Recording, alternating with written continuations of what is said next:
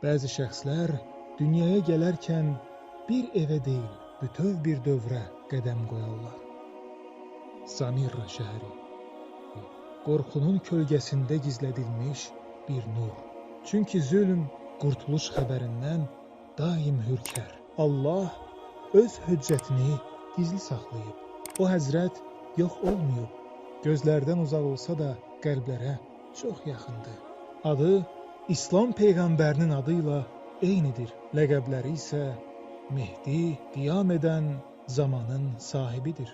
Onun dünyaya gəlişi, intizarın başlanğıcı, ümidin nizamlanması, ədalətin xəyal çərçivələrindən çıxmasıdır. Çünki Mehdi inancı sadəcə bir gün biri gələr düşüncəsi deyil. Bu, zülmün adiləşməsinə qarşı olan bir etirazdır. Gecənin ən qaranlıq yerində belə bir işarə var. Asimana doğru yüksələn bir işıq kimi.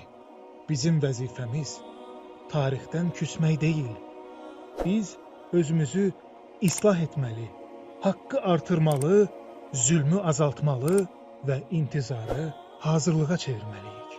Doğum günün mübarək olsun, ey gözlərdən gizli saxlanılaraq idarə edən şəxs.